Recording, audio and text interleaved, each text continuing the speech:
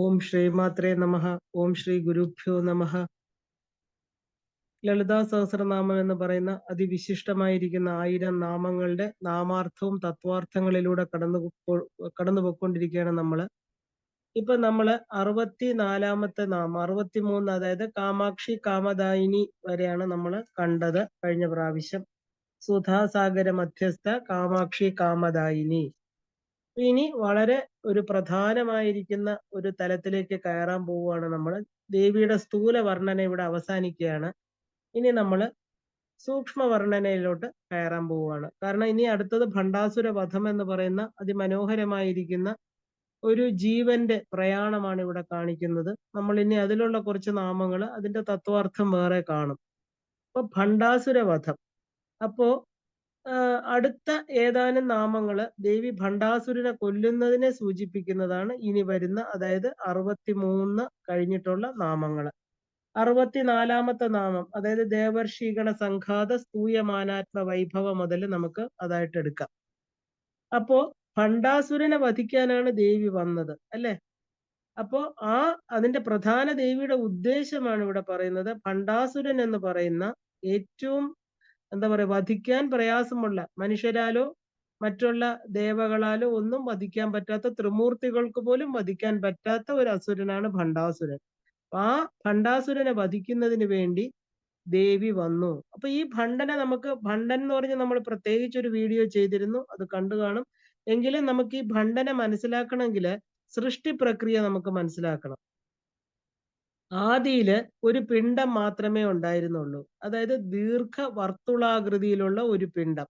അപ്പൊ ഈശ്വരന്റെ സൃഷ്ടിക്കാനുള്ള ഇച്ഛ ഉണ്ടായപ്പോ ആ പിണ്ഡത്തില് അഗ്നി ഉണ്ടാവുകയും അത് വർദ്ധിച്ച് പൊട്ടിത്തെറിച്ച് ഗ്രഹങ്ങളും നക്ഷത്രങ്ങളും അടങ്ങുന്ന പ്രപഞ്ചം ഉണ്ടായി തീർന്നു എന്ന് പുരാണം പറയണു. അപ്പൊ ആദ്യം ഉണ്ടായിരുന്ന പിണ്ഡത്തെയാണ് നമ്മൾ മൂലപ്രകൃതി, പ്രധാനം, മായ, ജഡപ്രകൃതി, അതായത് പ്രൈമോഡിയൽ മാറ്റർ, അല്ലെ? ഇതെല്ലാം, ഈ പേരുകളെല്ലാം വിളിക്കുന്നത് ഈ മൂലപ്രകൃതിയാണ്. അതായത് ആദ്യം ഉണ്ടായിരുന്ന ആ പിണ്ഡത്തെ. അപ്പൊ ഈ ഒരെണ്ണമാണ് 5 ഭൂതങ്ങളായിട്ട് മാറിയത്. അതായത് പഞ്ചഭൂതങ്ങളെന്ന് നമ്മൾ വിളിക്കുന്ന ഖരം, ദ്രാവകം, അഗ്നി, വായു, വിശേഷങ്ങളെല്ലാം തന്നെ, ആകാശം, ഇതെല്ലാം തന്നെ പഞ്ചഭൂതം എന്ന് പറഞ്ഞാൽ 5 മഹാഭൂതങ്ങള്. അതിന്റെ തന്മാത്രകള് അത് പിന്നെ സ്ഥൂല രൂപത്തിലായി തീരുന്നു. ഇവയുടെ രൂപഭേദങ്ങളാണ് നമ്മൾ ശബ്ദം, സ്പർശം, രൂപം, രസം, ഗന്ധം എന്ന് പറയുന്ന പഞ്ചതന്മാത്രകള്. ഇപ്പൊ ഒരു പൂച്ച ചത്ത് നാറുകയാണെങ്കിൽ നമ്മൾ ശ്രദ്ധിക്കുക. കാരണം ആ ചത്ത പൂച്ചയുടെ ശരീരത്തിൽ പ്രവർത്തിച്ച ബാക്ടീരിയകള് ആ ശവശരീരത്തെ സൂക്ഷ്മ കണങ്ങളാക്കി മാറ്റണം. ഇത് വായുവിൽ പരക്കുന്നു. അതാണ് ദുർഗന്ധം. ആ ദുർഗന്ധം നമുക്ക് മണക്കുമ്പോൾ നമുക്കത് അറിയാം, അല്ലെ? ആ ഗന്ധം എന്ന് പറഞ്ഞാൽ എന്താ? നമ്മുടെ ശരീരം തന്നെയാണ്. കാരണം ഹൈഡ്രജൻ എന്ന് പറയുന്നത് വായുവാണ്, ഓക്സിജനും വായുവാണ്. അപ്പൊ രണ്ടും ചേർന്നാൽ എന്തുണ്ടാകണു? ദ്രാവകം എന്ന് പറയുന്ന ജലം ഉണ്ടാകണു. ഒരു പദാർത്ഥത്തിൽ മുട്ടുമ്പോൾ ശബ്ദം ഉണ്ടാകണു. പദാർത്ഥത്തിനനുസരിച്ച് ശബ്ദത്തിന് വ്യത്യാസമുണ്ട്. മരത്തിൽ മുട്ടുമ്പോഴുള്ള ശബ്ദമല്ല ലോഹങ്ങൾ തമ്മിൽ സ്പർശിക്കുമ്പോൾ. കാരണം ആ പദാർത്ഥത്തിന്റെ സൂക്ഷ്മ കണം തന്നെയാണ് ശബ്ദം എന്ന് പറയുന്നത്. അങ്ങനെ പ്രപഞ്ചം ശബ്ദത്തിന്റെ മറ്റൊരു രൂപമാണ്. അപ്പൊ പ്രാപഞ്ചിക ജീവിതം തുടർച്ചയായിട്ടുള്ള ജനനവും മരണത്തിനാണ് നമ്മൾ പ്രപഞ്ചം അല്ലെങ്കിൽ സംസാരം എന്നൊക്കെ പറയുന്നത്. ജനിക്കുക, മരിക്കുക, വീണ്ടും ജനിക്കുക. അപ്പൊ ജനന മരണ രൂപമായ പ്രപഞ്ചമാണ് ആത്മാവിനെ ബന്ധനത്തിൽ തളച്ചിടുന്ന അസുരൻ. അപ്പൊ ഈ അസുരൻ ആരാണ്? ഈ പറയുന്ന പ്രപഞ്ചം തന്നെയാണ്. അതിനകത്ത് നമ്മൾ തളയ്ക്കപ്പെട്ടിരിക്കുന്നു. ഈ ജീവൻ എന്ന് പറയുന്ന ശിവതത്വം തളയ്ക്കപ്പെട്ടിരിക്കുകയാണ്. അപ്പൊ ഈ അസുരനെയാണ് നമ്മൾ ഭണ്ഡാസുരൻ എന്ന് പറയുന്നത്. അതായത് ഭണ്ഡ പരിഭാഷേണ എന്ന ആ ഒരു നിഷ്പത്തി അനുസരിച്ച് ഭണ്ഡപദത്തിന് ഭാഷണം അല്ലെങ്കിൽ ശബ്ദം എന്നൊക്കെയാണ് അർത്ഥം. അപ്പോ ശബ്ദത്തിൽ നിന്നാണ് ഭൗതിക പ്രപഞ്ചം ഉണ്ടായത്. നമുക്കറിയാം എല്ലാം നാദത്തിൽ നിന്നാണ്. നമ്മളെ പ്രൈമോഡിയൽ സൗണ്ട് എന്നൊക്കെ പറയും, ഓംകാരം, അല്ലെ? അപ്പൊ ശബ്ദത്തിൽ നിന്നാണ് ആ കാണപ്പെടുന്ന നാമരൂപങ്ങളെല്ലാം ഉണ്ടായിരിക്കുന്നത്. ആ ഒരു ഭൗതിക പ്രപഞ്ചം ശബ്ദത്തിൽ നിന്നാണ് ഉണ്ടായത്. അപ്പൊ ആ ശബ്ദത്തിന് 2 ഭാവങ്ങളുണ്ട്. ഒന്ന് സാമവും ഒന്ന് ആസുരവും. അപ്പൊ മോക്ഷത്തിലേക്ക് നയിക്കുന്ന ശബ്ദമാണ് സാമം. ആ ഒരു ബന്ധനത്തിലേക്ക് നീക്കുന്നത് ആസുരം. അപ്പൊ ആത്മാവിനെ ബന്ധനസ്ഥനാക്കുന്നത് എന്തും ഭണ്ഡാസുരനാണ്.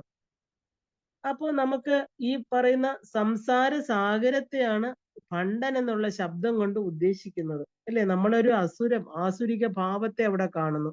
അത് തന്നെയാണ് ഭണ്ഡാസുരൻ. അപ്പോ ആ ഒരു ഓരോ ജീവനും ശരിക്കും പറഞ്ഞാല് എന്തിനാണ് ആത്മസാധനകൾ ചെയ്യുന്നതെന്ന് ചോദിച്ചാല് മോക്ഷം കിട്ടണം. ഈ ഒരു ബന്ധനത്തിൽ നിന്ന് മുക്തമാവണം. അല്ലെ? ഈ കെട്ടുകളിൽ നിന്ന് നമുക്ക് പുറത്തു വരണം. അപ്പൊ ഈ ഭണ്ഡാസുര വധം എന്ന് പറഞ്ഞാൽ എന്താ? ഭണ്ഡാസുര വധോദ്യുക്ത. അപ്പൊ ഭണ്ഡാസുരനെ വധിക്കാനാ ദേവി വന്നിരിക്കുന്നത് അല്ലെ? ആ ഒരു ആ, ആ, ഭണ്ഡനെ വധിക്കണമെങ്കിൽ ദേവിയാകുന്ന ആ ഒരു ദേവശക്തി വന്നെങ്കിൽ മാത്രമേ ഭണ്ഡനെ വധിക്കാൻ പറ്റുള്ളൂ. ഈ ബന്ധനങ്ങളിൽ നിന്ന് നമുക്ക് മോചനം തരാൻ സാധിക്കൂ. അപ്പൊ സംസാര സാഗരമാകുന്ന ജനന മരണത്തിൽ നിന്നുള്ള മോക്ഷം അത് ദേവിക്ക് മാത്രമേ തരാൻ സാധ്യമാവൂ. കൈവല്യ പദദായിന്യേ നമ. അപ്പോ അതിനുവേണ്ടി ദേവിയെ സഹായിക്കാനായിട്ട് അനേക ദേവതകൾ വരുന്നുണ്ടല്ലേ? ദേവി ചതുഷ്ഷഷ്ടി കോടി ദേവതകളാൽ പൂജിതയാണ്. അപ്പൊ അമ്മയെ സഹായിക്കാനായിട്ട് ധാരാളം ദേവതാ ശക്തികൾ വന്ന് നിരക്കുന്നത് നമുക്ക് കാണാം. അപ്പോ സമ്പത്കരി എന്ന് പറയുന്നത് എന്താ പറയാ, ആനപ്പുറത്ത് വരുന്നു.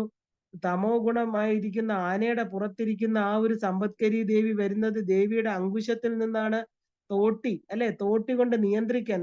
ഇപ്പൊ സമ്പത്ത് തരുന്നവൾ സമ്പത്കരി. അപ്പൊ ലൗകിക അവസ്ഥയാണ് നമ്മൾ ഈ സമ്പത്തുക്കൾ എന്നെല്ലാം പറയുന്നത്. അപ്പൊ ഈ സമ്പത്ത് നന്മയ്ക്കും തിന്മയ്ക്കും നമുക്ക് ഉപയോഗിക്കാം. സമ്പത്ത് കൊണ്ട് സന്തോഷമായിട്ട് ഐശ്വര്യമായിട്ട് ജീവിച്ച് എന്താണ് ഐശ്വര്യം, നിലനിൽപ്പ് എന്ന് നമ്മുടെ ആത്മസത്തയെ മനസ്സിലാക്കുന്നത് മോക്ഷം. ഐശ്വര്യം എന്ന് പറഞ്ഞാൽ ഈ ബാഹ്യത്തിൽ നമ്മൾ കാണുന്ന കുറെ ധനമോ ഈ പറഞ്ഞ പദവികളോ ഒന്നുമല്ല. ശരിക്കുള്ള ഐശ്വര്യം എന്ന് പറയുന്നത് ആത്മസത്തയെ അറിയുന്ന, നമ്മുടെ ഉള്ളിൽ ഇതെല്ലാം തരുന്ന ആ ഒരു ജഗത് ജനനിയായിരിക്കുന്ന ജഗദമ്പെ അറിയുന്നത് തന്നെയാണ്. അപ്പോ വ്യക്തിയിൽ വ്യാപിച്ച് വാഴുന്ന വാസനകളും ആഗ്രഹങ്ങളുമാണ് വിഷങ്കൻ എന്ന് പറയുന്നത്. അതായത് ഭണ്ഡാസുരന് രണ്ട് സഹോദരന്മാരെ നമുക്ക് കാണാം, രണ്ട് തോളുകളിൽ നിന്ന് വരുന്നത്. ഒന്ന് വിഷങ്കനും ഒന്ന് വിശുക്രനും. അപ്പൊ നമുക്ക് ഈ പ്രപഞ്ചത്തിൽ വന്നു കഴിഞ്ഞാല് ഉണ്ടാക്കുന്ന വാസനകൾ, നമ്മുടെ ആഗ്രഹങ്ങൾ വാസനകൾക്ക് കാരണമാകും അല്ലെ? അപ്പൊ എന്തൊക്കെയാണ് അതിന് കാരണം? കാമം, ക്രോധം, ലോഭം, മോഹം, മത മാത്സര്യം. ഇതെല്ലാം നമ്മുടെ 6 ചക്രങ്ങളില്, അതായത് നമ്മുടെ അംഗങ്ങളിൽ നിറഞ്ഞ വിഷമാണ്. വിഷം എന്ന് പറഞ്ഞാൽ എന്താ? നമ്മളത് വിഷം കഴിക്കുമ്പോൾ നമ്മൾ ഇല്ലാതാകുന്നു അല്ലെ? ഈ വിഷം എന്ന് പറഞ്ഞാല് നമ്മളെ അതിൽ മുക്കുക, നമുക്കത് യഥാർത്ഥ സത്തയെ അറിയാതിരിക്കുക. അപ്പൊ ഇതാണ് വിഷങ്കൻ. ഇനി വിശുക്രൻ ആരാണ്? പാരമ്പര്യ വഴിയെ അടുത്ത ജന്മത്തിലേക്ക് നീളുന്ന ജന്മ കാരണമാണ് വിശുക്രൻ. അതായത് രേതസ്സില് നിറയുന്നത്. അതായത് വീണ്ടും ഭണ്ഡന്റെ മക്കളാണെന്ന് സഹസ്രനാമം പറയുന്നുണ്ട്. എന്താ പറയാ, 30 മക്കളെ പറയുന്നുണ്ട്. കാരണം ശുക്രം എന്ന് പറഞ്ഞാൽ രേതസ് അല്ലെങ്കിൽ ബീജം, അതിൽ കൂടെയാണ് നമുക്ക് അടുത്ത ജന്മം ഉണ്ടാവുന്നത് അല്ലെ? അപ്പോ ഈ ജന്മത്തിന് കാരണമാകുന്നത് നമ്മുടെ വാസനകളും നമ്മളെ അറിയാത്ത അവിദ്യ ആവരണം. ഇതെല്ലാം തന്നെ ഭണ്ഡന്റെ മക്കളായിട്ട് പറയാം, 2 സഹോദരന്മാരായിട്ട് പറയണു. ഇതിനെ വധിക്കാനായിട്ട് ഭണ്ഡാസുരവധം എന്ന് പറയുന്ന ഏറ്റവും ദുഷ്കരമായ ഒരു കർമ്മം ചെയ്യുന്നതിന് ദേവി ചിതഗ്നി കുണ്ട സംഭൂതയായിട്ട് നമ്മുടെ ഉള്ളില് ചിത്താകുന്ന അഗ്നിയില് ദേവി ഈ പറയുന്ന 4 ആയുധങ്ങളും ആയിട്ട് അനേക ദേവതമാരോട് ചതുഷ്ഷഷ്ടി കോടി ഗണസേവിതയായിട്ട് ദേവി വന്നു. അപ്പോ ഭണ്ഡാസുര വധം എന്ന് പറയുന്ന ആ വധം എങ്ങനെയാണ് നടക്കുന്നതെന്ന് നമ്മൾ ഇനി കാണാൻ പോവുകയാണ്. അപ്പൊ അതിന്റെ പ്രാരംഭമായിട്ട് 64-ാമത്തെ നാമത്തിൽ നിന്നാണ് നമ്മൾ തുടങ്ങുന്നത്.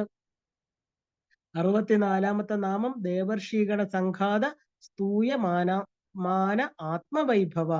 ദേവ പ്ലസ് ഋഷി ഗണ സംഘാത സ്തൂയമാന ആത്മവൈഭവം. ഗണം എന്ന് പറഞ്ഞാൽ കൂട്ടം, സംഘാതം എന്ന് പറഞ്ഞാൽ കൂട്ടം, രണ്ടും. സ്തൂയമാനം എന്ന് പറഞ്ഞാൽ സ്തുതിക്കുന്ന. ആത്മവൈഭവം സ്വന്തം വൈഭവം, അതായത് കാര്യക്ഷമത. ദേവന്മാരുടെ സംഘവും ഋഷിമാരുടെ കൂട്ടവും സ്തുതിക്കുന്ന മഹാവൈഭവത്തോട് കൂടിയവൾ. അപ്പൊ ദേവി ആരാണ് എന്നൊരു ചെറിയ കാര്യം നമുക്ക് അല്ലാതെ അല്ലെ? ദേവി ഈ ഒരു പ്രപഞ്ച മാതാവായിരിക്കുന്ന അല്ലെ, പ്രസവിത്രി, ആ ഒരു ജഗത്തിന്റെ എല്ലാം അമ്പയായിട്ടിരിക്കുന്നവൾ ആരാണമ്മ? ദേവഗണങ്ങള് ഋഷിഗണങ്ങള് ചേർന്ന ഒരു സംഘാതം. ഏതൊരു ദേവിയുടെ ആത്മസ്വഭാവം, അതായത് വൈഭവം തുടങ്ങിയവയെ കുറിച്ച് അനാദികാലമായിട്ട് സ്തുതിച്ചു പാടുന്നുവോ ആ പരബ്രഹ്മസ്വരൂപിണി വിഭു അല്ലെ? വിഭു സർവവ്യാപി, അതായത് സർവത്തെയും സർവകാലത്തും സർവകാമസാധ്യത്തിനായിട്ട് സഹായിക്കാൻ ആകാൻ സാധിക്കുള്ളൂ. ദേവി എന്ന് പറഞ്ഞ ആരാ? ഇത് എല്ലാത്തിനെയും കാത്തുകൊള്ളുന്നവൾ. എന്തിൽ നിന്ന് പുറത്തു വന്നു, എന്ത് സംരക്ഷിക്കപ്പെടുന്നു, എന്തിലേക്ക് തിരിച്ചു ലയിക്കുന്നു, ഇതെല്ലാം തന്നെ അമ്മയാണ്. അപ്പൊ സംസാര ജീവിതം നയിക്കുന്നവർ, അതായത് സമുദായം, ദേവ, ഋഷി, മുനി എല്ലാവരും അഭിവൃദ്ധി, ഐശ്വര്യം, മോക്ഷം എല്ലാറ്റിനും വേണ്ടി സ്തുതിക്കുന്നത് ആ പരരൂപമായിട്ട് സർവ്വവ്യാപിത്വമുള്ള ദേവിയാണ്. ദേവി എല്ലാവർക്കും ആ ഒരു പ്രപഞ്ചോത്കർഷമായും ജൈവോർജമായിട്ടും നൽകി എല്ലാ അനുഗ്രഹങ്ങളെയും കൊടുത്തുകൊണ്ട് അമ്മ വാഴുന്നു. അപ്പോ 64 മുതൽ 83 വരെ ഭണ്ഡാസുര വധം നമുക്ക് കാണാം.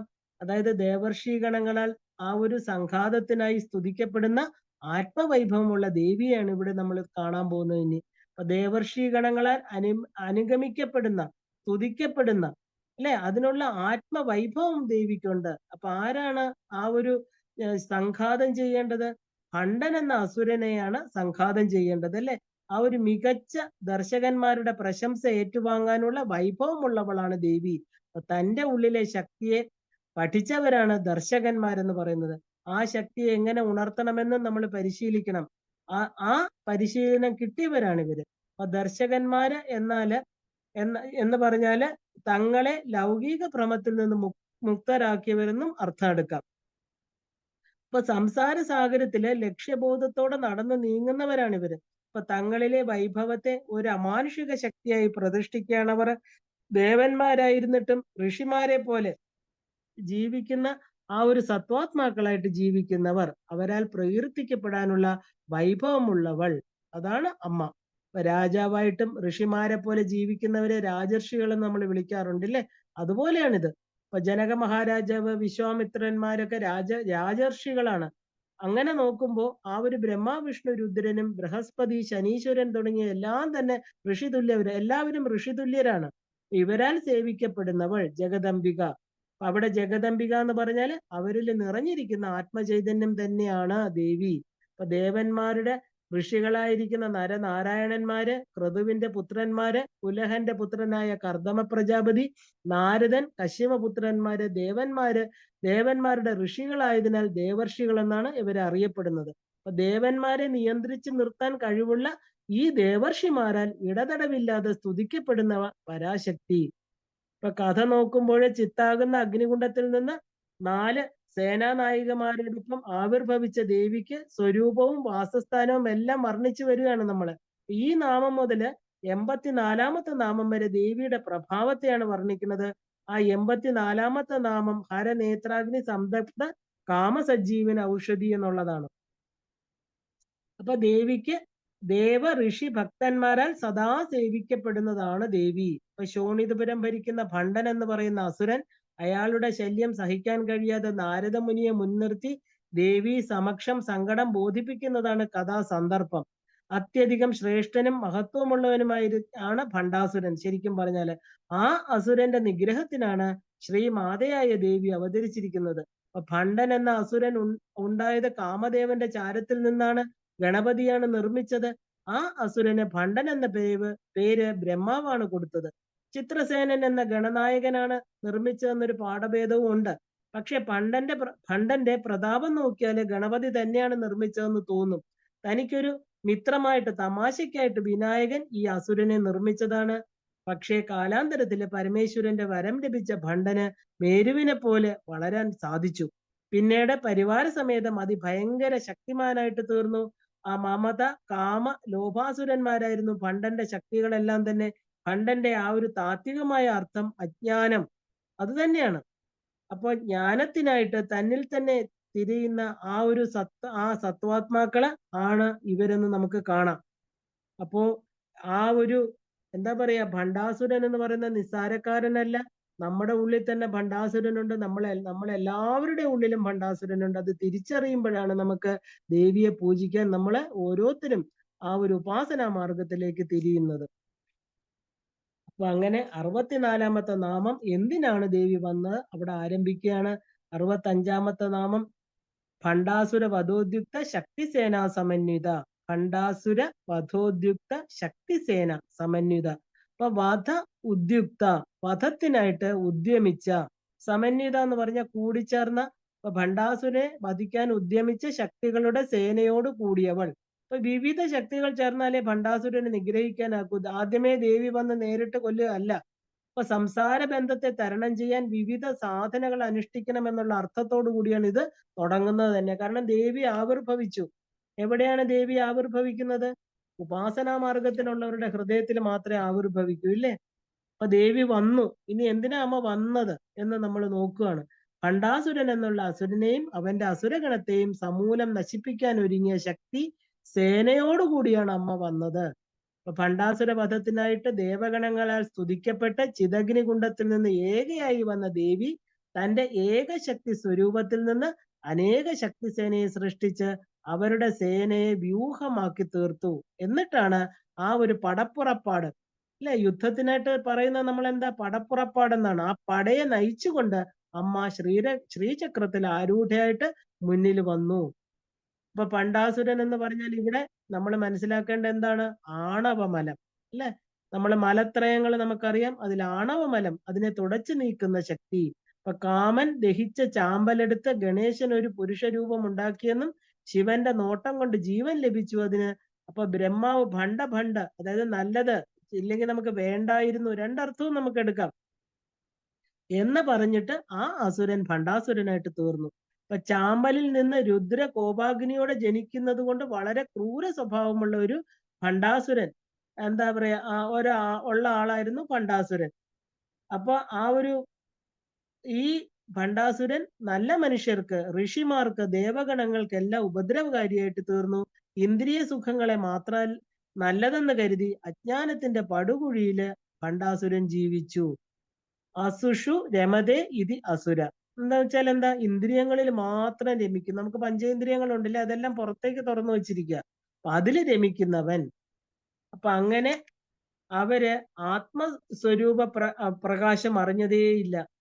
അതിനാണ്, അതുകൊണ്ട് എന്താ, അജ്ഞാന ബന്ധനം വിടുവിക്കാൻ സ്വയം പ്രാപ്തിയില്ലാതെ വന്നു. അപ്പൊ ആണവ മലം എന്ന് പറഞ്ഞാല് നമ്മൾ എന്താ, വളരെ ബുദ്ധിമുട്ടാണ്. ജനിക്കുമ്പോൾ നമ്മുടെ കൂടെ ഉണ്ടാവുന്നതാണ്. ആണവമല ത്യാഗം, ആ ഒരു അജ്ഞതയില് ജീവനിൽ മറഞ്ഞിരിക്കുന്ന ആത്മശക്തി, അത് ആത്മസാധന എന്ന ശ്രമം കൊണ്ടല്ലാതെ ഒരിക്കലും വെളിപ്പെടില്ല. വളരെ ബുദ്ധിമുട്ടാണ്. ഏത് സാധനയും നമ്മൾ അതിനു വേണ്ടിയിട്ടാണ്. അങ്ങനെ ഭണ്ഡാസുരന് സാധിക്കാതെ വന്നപ്പോ ദേവർഷി ഗണങ്ങള് അതിനായിട്ട് യജ്ഞം ചെയ്ത് മഹത്തായ ജ്ഞാനശക്തിയായിരിക്കുന്ന ആ ദേവിയെ പ്രത്യക്ഷപ്പെടുത്തി. ദേവി ആ ഒരു, എന്താ പറയാ, അനേക ശക്തി സമന്വിതയായിട്ട് ദേവി വന്നു. അപ്പൊ ദേവിയുടെ ശക്തി വ്യൂഹത്തില് ചതുരംഗപ്പടയില് ആദ്യം ഗജസേനയാണ്. സമ്പത്കരി എന്ന് പറയുന്ന ദേവത എത്തി. അങ്ങനെ ഓരോ ദേവതകൾ വരുന്നത് നമ്മൾ അതിന്റെ, എന്താ പറയാ, ആ യുദ്ധത്തിന്റെ ഓർഡർ അനുസരിച്ച് നമുക്ക് കാണാൻ പറ്റും. അപ്പൊ ദേവി തന്റെ സൈന്യത്തോടൊപ്പം ഭണ്ഡാസുരനെതിരായി യുദ്ധം ചെയ്യാൻ തയ്യാറായി എന്നാ പറയുന്നത്. അപ്പോ ദേവിയുടെ ശക്തികൾ എന്തൊക്കെയാണ്?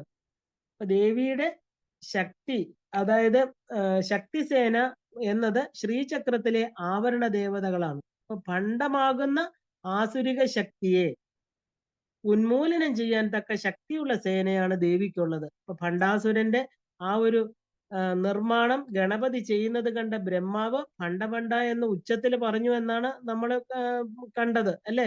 നന്നായി നന്നായി എന്ന അർത്ഥം വേണമെങ്കിൽ പറയാം. അപ്പൊ ഭണ്ഡാസുരൻ ശിവന്റെ തൃക്കണ്ണിലെ അഗ്നിയാണ്. അഗ്നിയിൽ ഭസ്മമായതിനു ശേഷം പൂർണ്ണമായിട്ടും ശക്തിമാനായിട്ട് തിരിച്ചെത്തിയിരിക്കുകയാണ്. ആ ആസുരിക ഭാവങ്ങളുടെ മൂർത്തിമത് ഭാവങ്ങളായിട്ട് തീർന്നു ഭണ്ഡൻ. അപ്പൊ ഭണ്ഡ എന്നാല് ശരിക്കും ഇംഗ്ലീഷിൽ നമ്മളൊരു വാക്ക് ഉപയോഗിക്കേണ്ടത് ബോണ്ടേജ്, അല്ലെ? നമ്മളെല്ലാവർക്കും എന്താണ്, നമ്മളെ കെട്ടിയിടുന്ന പാശം, പാശത്തെയാണ് നമ്മൾ ബോണ്ടേജ് എന്ന് പറയുന്നത്. അതായത് മമത്വം, അല്ലെ? ദേവി മഹാത്മ്യം മുഴുവനും ആ മമത്വത്തെ കുറിച്ചാണ് പറയുന്നത്. മമത്വത്തിൽ നിന്ന് എങ്ങനെ ആ ഒരു സുരത സമാധിമാര്, എന്താണ് അവർക്ക് പ്രധാന റീസൺ പറയുന്നത്? മമത്വമാണ്, അല്ലെ? ആ ഒരു, എന്താ പറയാ, വലിയ മുനിമാരെ പോലും ആ മമത്വം എന്ന് പറയുന്ന പാശം കെട്ടിയിടാറുണ്ട്. ജ്ഞാനിനാമഭി ചേതാംസി ദേവി ഭഗവതി ഹിസ ബലാദാകർഷ്യ മോഹായ മഹാമായ പ്രയശ്ചതി. മഹാമായയാകുന്ന ആ മോഹവലയത്തിൽപ്പെട്ട് ജ്ഞാനികൾ പോലും ചുറ്റിത്തിരിയുന്നു. അപ്പോ ഭണ്ഡാസുരൻ എന്ന് പറയുന്ന ശിവന്റെ തൃക്കണ്ണിലെ അഗ്നി കൊണ്ട് ആ ഒരു ഭസ്മമായിട്ടുള്ള ആൾക്ക് എത്രയധികം ശക്തി ഉണ്ടായിരിക്കണം? എല്ലാ ആസുരിക ഭാവങ്ങളുടെയും മൂർത്തിമത് ഭാവമായി, അതായത് എല്ലാത്തിന്റെയും ബേസിക് റീസൺ ആണ് നമ്മുടെ, എന്താ പറയാ, ആ ഒരു ഞാൻ എന്റേത്, ഇല്ലേ? അഹം മമ. അഹം വന്നു കഴിഞ്ഞാൽ ഉടനെ മമയും ഉണ്ടാകും. അപ്പൊ ഭണ്ഡ എന്ന് പറഞ്ഞാൽ ബോണ്ടേജ്, അതായത് മമത്വമാണ്. ആ ഒരു ലിമിറ്റഡ് നോളജ്. നമ്മൾ പറയാറുണ്ട് ignorance is the cause of bondage എന്നല്ലേ? അറിവില്ലായ്മ. കാരണം എന്തിനെയാണ് നമുക്ക് സ്വന്തമാക്കാൻ പറ്റുന്ന ഈ ലോകത്ത്? നമ്മൾ താൽക്കാലികമായിട്ട് വന്നു പോകുന്നവരാണ്. ഇവിടെയല്ലേ നമ്മളെല്ലാവരും ടെനൻസ് ആണ്. ഈ ഭൂമി നമുക്ക് കുറച്ചു കാലം ജീവിക്കാൻ നമ്മളെ അയച്ചിരിക്കുകയാണ്. ഒരു സന്യാസിയോട് ഒരു എന്താ പറയാ, ഒരു വളരെ ധനികനായിട്ടുള്ള ഒരാൾ അദ്ദേഹത്തെ കണ്ടു. അദ്ദേഹത്തിന്റെ ചെറിയ കുടീരത്തിൽ ചെന്ന് അദ്ദേഹത്തിന് ഫർണിച്ചർ ഒന്നുമില്ല. വളരെ ഒരു വസ്ത്രമേ ഉള്ളൂ. അത് നനച്ചുടുക്കും. അവിടെ തറയിൽ കിടന്നുറങ്ങും. അപ്പൊ അദ്ദേഹത്തിനോട് ചോദിച്ചു, "എന്താണ് അങ്ങിങ്ങനെ ജീവിക്കുന്നത്? അങ്ങേക്ക് എന്താ ഫർണിച്ചർ ഒന്നും ഇല്ലേ കിടക്കാൻ? ഞാൻ മേടിച്ചു തരട്ടെ?" അപ്പൊ അദ്ദേഹം ചോദിച്ചു, നിങ്ങൾക്ക് എന്തൊക്കെയുണ്ട്?" അപ്പൊ പറഞ്ഞു, "ഞാൻ എന്റെ വീട്ടിൽ എല്ലാ ഫർണിച്ചറും ഉണ്ട്. അത് എത്ര കാലത്തേക്ക്? അത് ഞാൻ മരിക്കുന്നിടം വരെ." അപ്പൊ ഞാന് അതുകൊണ്ടാണ് ഫർണിച്ചർ കൊണ്ടുവരാത്തത്. താൽക്കാലികമായിട്ട് എനിക്ക് ആവശ്യമില്ല അതിന്. കാരണം ഞാനിവിടെ ഒരു വിസിറ്റർ ആണ്. ഞാനിവിടെ കുറച്ച് നാളത്തേക്ക് വന്ന ആളാണ്. എനിക്ക് തിരിച്ചു പോകേണ്ടതായിട്ടുണ്ട്. ഇവിടെ ഒരുപാട് ശേഖരിച്ചു കൂട്ടേണ്ട ആവശ്യമില്ല. നമ്മൾ അറിയേണ്ട ഒരു കാര്യമാണ്. നമ്മള് എന്തൊക്കെയാണ് ഇവിടെ ശേഖരിച്ചു കൂട്ടിയാലും ഒരു ദിവസം അതിനെയെല്ലാം വിട്ട് നമുക്ക് പോകേണ്ടതായിട്ടുണ്ട്. അപ്പൊ ആഗ്രഹങ്ങൾ എന്ന് പറയുന്നതാണ് മമത്വം. അതെല്ലാം ബോണ്ടേജ് ആണ്. ഇല്ലേ? നമുക്ക് നമ്മൾക്ക് ഉണ്ടാക്കിയ വസ്തുക്കളോട്, നമ്മുടെ ബന്ധങ്ങളോട്, ആ വസ്തു നമ്മൾ താമസിക്കുന്ന വീടിനോട് എല്ലാത്തിനോടും ഒരു ബോണ്ടേജ് നമ്മൾ ഉണ്ടാക്കി കഴിഞ്ഞാല് അത് തന്നെയാണ് ഇഗ്നോറൻസ്. അതായത് അജ്ഞാനം. കാരണം അത് വിടാൻ നമുക്ക് ബുദ്ധിമുട്ടാണ്. നമ്മൾ മനസ്സുകൊണ്ട് അതിനെയെല്ലാം കെട്ടിവെക്കണം ഇല്ലേ? ഒരിക്കലും അതിനെ നമുക്ക് ഭണ്ഡാസുരൻ എന്ന് പറയാം. അപ്പൊ ആഗ്രഹങ്ങൾ തന്നെയാണ് മമത്വം ഉണ്ടാക്കുന്നത്. അവിദ്യ കൊണ്ടാണ് നമ്മൾ ഏകത്തിനെ ദ്വൈതമായിട്ട് കാണുന്നത്. ഇപ്പോ തത് ത്വം അസി എന്നാണ് വിദ്യ പറയുന്നത് അല്ലേ? ആ ഒരു പ്രാകൃതമായിരിക്കുന്ന അവിദ്യയാണ്. അതായത് ആ പ്രൈമോഡിയൽ ഇഗ്നറൻസ്. അതാണ് നമുക്ക് ഇത് രണ്ടായിട്ട് തോന്നാനും ഇത് നമ്മുടേത് എന്റെ എന്നുള്ള ഒരു തോന്നൽ ഉണ്ടാകാനും കാരണം. ശരിക്കും ഇതിനെ നമുക്ക് അൺകണ്ടീഷണൽ സ്റ്റേറ്റ് ഓഫ് മൈൻഡ് എന്ന് പറയാം. ഇതിനെയാണ് നമ്മൾ ആണവ മലം എന്ന് പറയുന്നത്. ഇത് ശിവന് ഇത് ശിവനെ ജീവനാക്കി തീർക്കുന്നു. നമ്മുടെ ഉള്ളിലെ ശിവതത്വത്തെ നമ്മൾ അറിയാതെ പോകുന്നു. അപ്പൊ ഇതിൽ നിന്നാണ് നമ്മൾ സ്വതന്ത്രമാകേണ്ടത് അല്ലെ? ജ്ഞാനത്തിലൂടെ മാത്രമേ ഇത് സാധ്യമാകൂ. അപ്പൊ ദേവിയുടെ ശക്തിഗണങ്ങളുടെ പ്രവർത്തനം കൊണ്ടാണ് മായ എന്ന് പറയുന്ന ഈ ജഗത് ദൃശ്യം മറഞ്ഞ് യഥാർത്ഥ സ്വരൂപത്തെ, അതുകൊണ്ടാണ് ആത്മവിദ്യയാണ് ശ്രീവിദ്യ എന്ന് പറയാൻ കാരണം. ആത്മസ്വരൂപത്തെ കാണിച്ചു തരണു. നമ്മുടെ ഉള്ളിലെ ശിവത്തെ അറിയാൻ നമ്മളെ സഹായിക്കണു. ഇത് തന്നെയാണ് ആത്മജ്ഞാന ലബ്ധി എന്ന് പറയുന്നത്. ആധ്യാത്മികത എന്ന് നടിക്കുന്നവരെ അഥവാ ആധ്യാത്മികതയെ ചൂഷണം ചെയ്യുന്നവരെ ഉന്മൂലനം ചെയ്യാൻ ശക്തിയുള്ളവരാണ്. ആ ശക്തിയുള്ളവരാൽ ആരാധിക്കപ്പെടുന്നവളാണ് ദേവി. അന്ധമായ വിശ്വാസങ്ങള്, തെറ്റിദ്ധാരണകളെ എല്ലാം പാടെ തുടച്ചു മാറ്റുന്നതാണ് ശ്രീവിദ്യ ഉപാസന എന്ന് പറയുന്ന ഈ പ്രപഞ്ചത്തില് ഇന്ന് വരെ ഉള്ളതിൽ ഏറ്റവും ഉയർന്ന ഉപാസന. അപ്പൊ ആധ്യാത്മികത എന്നാല് പുറമേ ഉള്ള പ്രകടനങ്ങൾ ഒന്നുമല്ല. കാരണം ഇന്ന് നമ്മൾ കാണുന്ന സമൂഹത്തിൽ എന്താണ് ഉദരനിമിത്തം ബഹുകൃത വേഷം അല്ലെ? ആ വയറ് നിറയ്ക്കാൻ വേണ്ടി കെട്ടുന്ന വേഷങ്ങളല്ല അത്. മറിച്ച് ആത്മാവിനെ പുഷ്ടിപ്പെടുത്തുവാനുള്ളതാ ഉള്ള സാധനങ്ങൾ മാത്രമാണ്. മറ്റുള്ളവരിലും താൻ തന്നെയാണ് ഇരിക്കുന്നതെന്ന് അറിയണം. അവരെ അനുഗ്രഹിക്കുന്നതാണ് ദേവീ ഭാവം എന്ന് പറയുന്നത്. ആധ്യാത്മികത ചൂഷണം ചെയ്യുന്ന ആർക്കും തിക്തഫലങ്ങളെ ഉണ്ടാകൂ എന്നുള്ള സന്ദേശമാണ് നമ്മൾ ഇതിലൂടെ അറിയേണ്ടത്. അപ്പൊ ത്രിലോകങ്ങൾക്കും ഭീഷണിയായ ഭണ്ഡാസുരനെ വധിക്കാൻ തക്ക ശക്തിയുള്ള സേനയോട് കൂടിയവളാണ് ദേവി. ഇല്ലെങ്കിൽ ഭണ്ഡനെ വധിക്കാൻ തക്ക ശക്തി തന്നിൽ നിന്ന് കൊടുത്തവളാണ് ദേവി എന്ന് നമുക്ക് പറയാം. അപ്പൊ തന്റെ സേനയെ എപ്പോഴും ശക്തിമത്താക്കി നിർത്തേണ്ടത് ഒരു ഭരണാധികാരിയായിരിക്കുന്ന, അതായത് ശ്രീമത് സിംഹാസനേശ്വരിയായിരിക്കുന്ന ദേവിയുടെ പ്രധാന പ്രവർത്തനമാണ്. അപ്പൊ അവരെ ശാരീരികമായിട്ടും മാനസികമായിട്ടും തയ്യാറാക്കാൻ നല്ലൊരു ഭരണാധികാരിക്ക് മാത്രമേ സാധ്യമാകൂ അല്ലെ? ഭരണാധികാരി പരാജയപ്പെട്ടാൽ എന്താ? സൈന്യവും രാഷ്ട്രവും പരാജയപ്പെടും. അപ്പൊ അജ്ഞാനത്തെ നശിപ്പിക്കാനുള്ള ജ്ഞാനശക്തികളെയാണ് ദേവി തന്റെ സേനയായിട്ട് സജ്ജീകരിച്ചിട്ട് കൂടെ കൊണ്ടുവന്നിരിക്കുന്നത്. സജ്ജമായാൽ മാത്രമേ നമുക്ക് സാധ്യമാകൂ. ആദ്യം മനസ്സുകൊണ്ട്, പിന്നെ ശാരീരികമായിട്ട് നമ്മൾ സജ്ജമാകണം. അപ്പൊ ബൗദ്ധികമായും ശാരീരികമായിട്ടും ആ ഒരു യുക്തമായിട്ട് സേനയെ സജ്ജീകരിക്കാൻ കഴിവുള്ളവൾ. അപ്പൊ എപ്പോഴും ശത്രുവിന്റെ ആക്രമണം നമ്മൾ പ്രതീക്ഷിച്ചിരിക്കണം അല്ലെ? ഇപ്പൊ ദേവിയായാലും വെറും മന്ത്രാക്ഷരങ്ങൾ കൊണ്ട് കാര്യം നടക്കില്ല എന്ന് സത്യമാണ് ഇവിടെ നമുക്ക് പറഞ്ഞു തരുന്നത്. കാരണം പരിശ്രമവും സാധനയും ഇവ അത്യന്താപേക്ഷിതമാണ്. എന്നാലേ ശക്തി സംഭരിച്ച് ദേവി, അതായത് മഹാദേവി എന്നുള്ള പദത്തിലേക്ക് ദേവി ഉയർന്നത്. ഭണ്ഡൻ എന്ന അസുരൻ നിസാരക്കാരനായിരിക്കുന്ന ഒരു കോമാളിയാണ്. കാരണം സാധാരണഗതിയിൽ ഈശ്വരനെ സംബന്ധിച്ച് ഭണ്ഡൻ എന്താ, നമ്മൾ എന്തുകൊണ്ടാ ഭണ്ഡനെ ഇത്ര ഉയർത്തി പറയുന്നത്?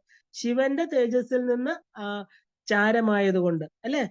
അപ്പോ ബ്രഹ്മാവ് ഭണ്ഡൻ എന്ന് വിളിച്ചത് എന്താ? ഒരു നിസ്സാരൻ എന്നുള്ള നിലയിൽ വേണമെങ്കിൽ നമുക്ക് കാണാം അല്ലെ? ആ നിസ്സാരതയെ ആദ്യം എല്ലാവരും അവഗണിച്ചെങ്കിലും അവഗണിച്ച് ആ നിസ്സാരത ഒരു അന്ധകാരമായിട്ട്, അതായത് എല്ലാവരെയും വിഴുങ്ങുന്ന രീതിയിൽ അത് വളർന്നു.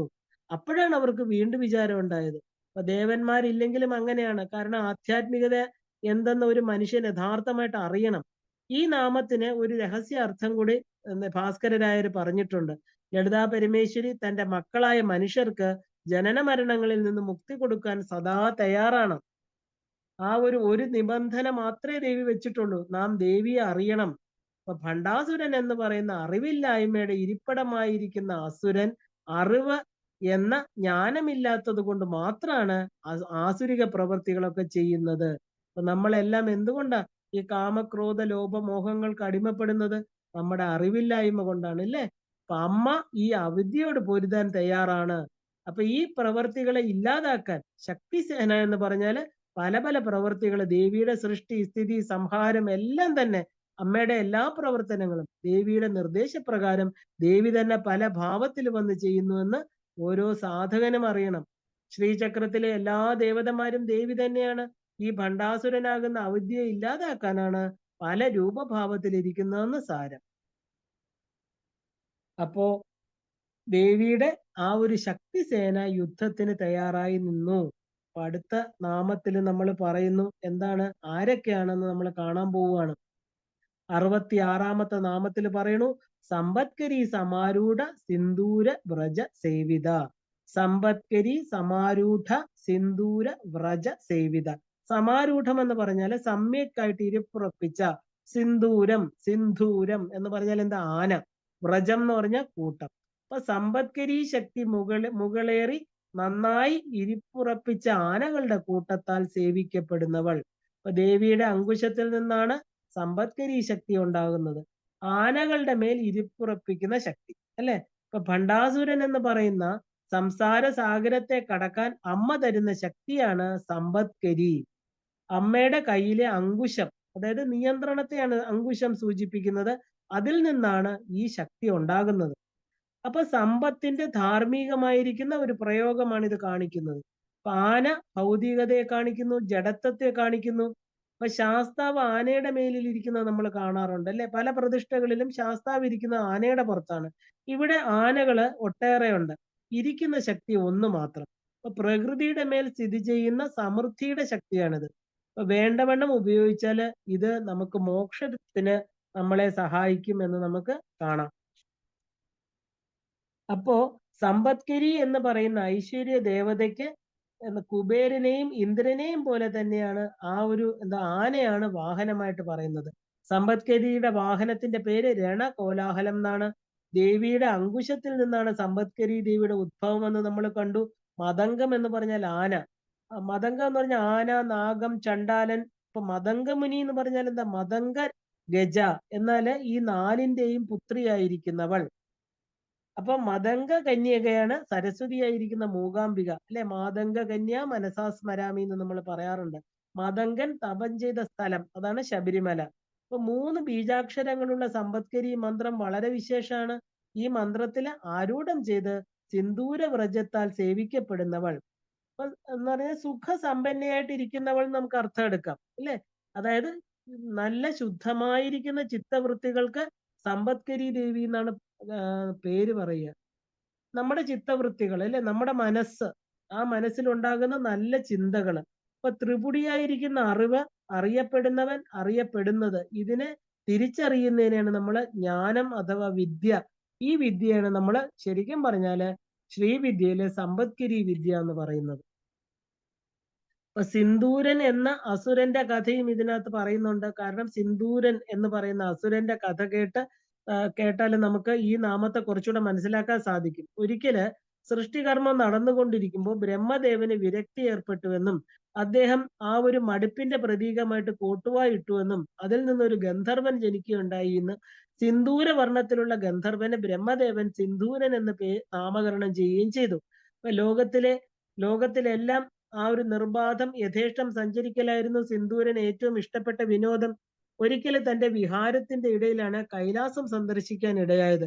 അപ്പൊ കൈലാസത്തിന്റെ മാസ്മരികതയിൽ ലയിച്ചു നടന്ന സിന്ദൂരൻ വളരെ യാദൃച്ഛികമായിട്ടാണ് പാർവതി ദേവിയെ കണ്ടത്.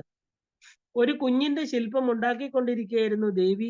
ദേവിയുടെ കറുത്ത കേശഭാരം ഇദ്ദേഹത്തെ വളരെയധികം ആകർഷിച്ചു. അതിൽ ആകൃഷ്ടനായി ദേവിയെ അണയുവാൻ ആയിട്ട് എത്തി. ആ സമയത്ത് ദേവി ഉണ്ടാക്കിക്കൊണ്ടിരിക്കുന്ന പ്രതിമയിൽ നിന്ന് ഒരു ദ്യുതി പുറപ്പെട്ട് സിന്ദൂരനെ സത്യലോകത്തേക്ക് കൊണ്ടിട്ടു. ദ്യുതി പുറപ്പെട്ട സമയം പാർവതി ദേവിയുടെ കൈ വിറയ്ക്കുകയും ശില്പത്തിന്റെ മൂക്ക് നീണ്ടുപോവുകയും ചെയ്തു. ദേവിക്ക് അതിൽ പ്രത്യേകിച്ച് ഒന്നും തോന്നിയില്ല. അതിനെ ഒരു ആനയുടെ ശില്പമാക്കി മാറ്റി. ദേവിയുടെ കാര്യങ്ങൾക്കായി പോവുകയും ചെയ്തു. അപ്പൊ സത്യലോകത്ത് വന്നു വീണ സിന്ദൂരനെ കണ്ടപ്പോൾ തന്നെ ബ്രഹ്മാവിന് കാര്യം മനസ്സിലായി. അദ്ദേഹം സിന്ദൂരനെ ശപിച്ചു. മാതാവിനോട് അനീതി പ്രവർത്തിച്ച സിന്ദൂരനോട് ക്ഷമിക്കാൻ ആവില്ല എന്ന് അദ്ദേഹം പറഞ്ഞു. അദ്ദേഹത്തിന്റെ ശാപം ഇങ്ങനെയായിരുന്നു: ഏത് സൗകുമാര്യത്തിലാണോ നീ അഹങ്കരിച്ചത്, ഏറ്റവും വിരൂപമായിട്ട് തീരട്ടെ എന്ന് ശാപം. തുടർന്ന് സിന്ദൂരൻ മാറാൻ തുടങ്ങി. മാറി മാറി ആ അസുരൻ ഒരു ആനയായിട്ട് തീർന്നു. കൂടെ എന്താ പറയാ, വളരെയധികം വൈരൂപ്യവും ഉണ്ടായി തീർന്നു. അന്നു മുതൽ സിന്ദൂരൻ എന്ന പേരുള്ള ആനയായി തീർന്നു. അങ്ങനെ സിന്ദൂരം എന്ന് പറഞ്ഞാൽ ആനയെന്നും നമുക്കൊരർത്ഥം എടുക്കാം. പിന്നീട് ആസുരിക വൃത്തികൾ ഉണർന്ന് ആ അസുരനായിട്ട് തീർന്ന സിന്ദൂരൻ, ലോകങ്ങൾ കീഴടക്കിയ സിന്ദൂരൻ ആ ഒരു ത്രിമൂർത്തികൾക്ക് പോലും ഭീഷണിയായിട്ട് തീർന്നു. ആർക്കും ഇയാളെ കടിഞ്ഞാണിടാൻ സാധിച്ചില്ല. ത്രിമൂർത്തികൾ കൂടിയാലോചിച്ചപ്പോഴാണ് ബ്രഹ്മദേവൻ പാർവതി ദേവിയുടെ ശില്പത്തെ കുറിച്ച് പറയുന്നത്. ദേവിയുടെ ശില്പത്തിലെ ദ്യുതിയിൽ നിന്നാണ് ഇയാൾ ആദ്യത്തെ അടി കിട്ടിയതെന്ന് അറിഞ്ഞപ്പോ ആ ഒരു മഹാഗണപതിക്ക് മാത്രമേ ഈ അസുരനെ പരാജയപ്പെടാൻ സാധിക്കുകയുള്ളൂ എന്ന് ത്രിമൂർത്തികൾക്ക് മനസ്സിലാവുകയും ആ സമയം ദേവന്മാരെല്ലാം ചേർന്ന മഹാഗണപതിയെ സ്തുതിക്കുകയും ചെയ്തു. ഈ സമയത്ത് ആ ഒരു സിന്ദൂരാസുരൻ അമൃതം നുണയണമെന്ന് ആഗ്രഹം ഉണ്ടായി. അത് കഴിച്ചാൽ അമരനായിട്ട് തീരാൻ വേണ്ടിയായിരുന്നു അമൃത് തേടി ഇറങ്ങി പുറപ്പെട്ടത്. ചന്ദ്രമണ്ഡലത്തിലെത്തി ചന്ദ്രനെ പരാജയപ്പെടുത്തി അമൃത കൈക്കലാക്കാൻ പോയതും മഹാഗണപതി അവിടെ പ്രത്യക്ഷപ്പെട്ടു. വളരെ അനായാസം മഹാഗണപതി സിന്ദൂരന്റെ കഥ കഴിച്ചു. തുടർന്ന് കുറച്ച് സിന്ദൂരം മാത്രമാണ് അവശേഷിച്ചത്. അത് മഹാഗണപതി തന്റെ ദേഹത്ത് വാരിപ്പൂശി. അന്നു മുതലാണ് സിന്ദൂര ഗണപതി എന്ന് പറയുന്ന ഒരു ഗണപതി ആരാധനയിൽ പ്രസിദ്ധമായിട്ട് തീർന്നത്. ദേവിയുടെ നാമം സമ്പത്കരി സമാരൂഢ സിന്ദൂരവ്രജ സേവിത. അപ്പൊ ഗോപ്യമായ ഒരു അർത്ഥമാണ് ഇവിടെ ആലങ്കാരികമായിട്ട് പറഞ്ഞിരിക്കുന്നത്.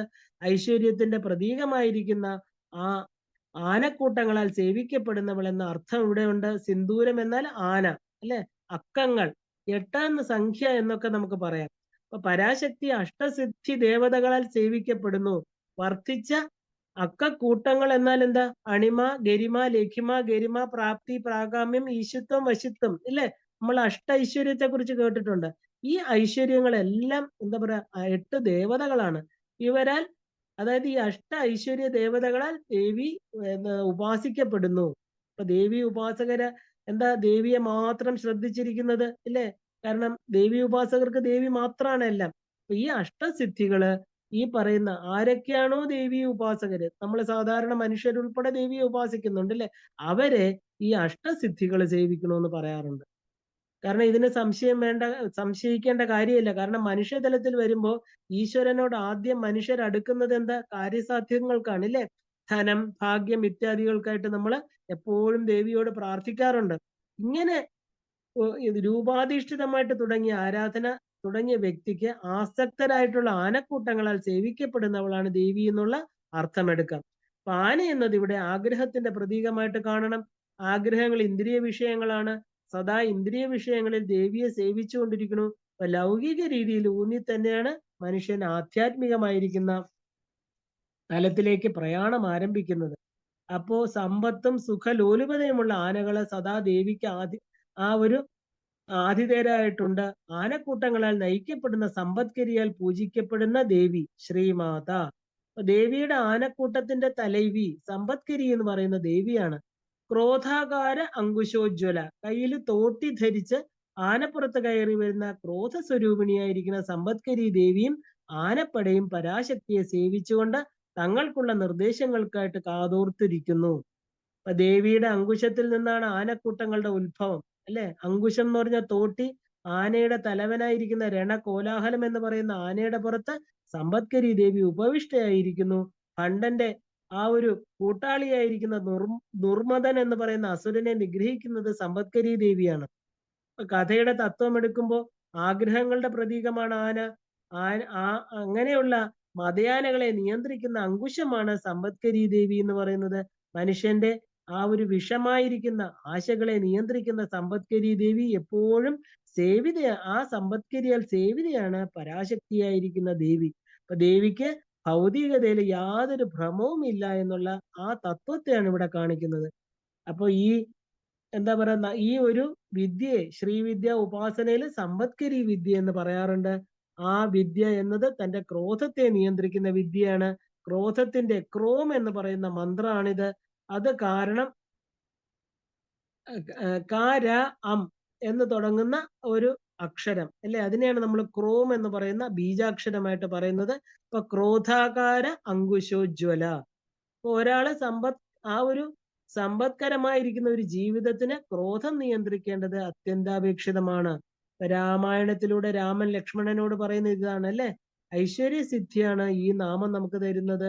ഈ ദേവിയുടെ 1000 നാമങ്ങളിൽ ഓരോ നാമവും നമുക്ക് നമ്മുടെ ജീവിതത്തില് ആ മോക്ഷത്തിലേക്കുള്ള പദങ്ങളെ കാണിച്ചു തരികയാണ് ചെയ്യുന്നത്. അപ്പോ അടുത്തത് എന്താണ്? സമ്പദ്കരി എന്ന് പറയുന്ന ആദ്യത്തെ ദേവത വന്നു കഴിഞ്ഞു. ഇനി രണ്ടാമത്തെ ദേവത വരാൻ പോവുകയാണ്. അത് 67ാമത്തെ നാമത്തിൽ പറയുന്നു, അശ്വാരൂഢ അധിഷ്ഠിത അശ്വകോടി കോടിഭിരാവൃത. അശ്വാരൂഢ അധിഷ്ഠിത അശ്വകോടി കോടിഭിരാവൃത.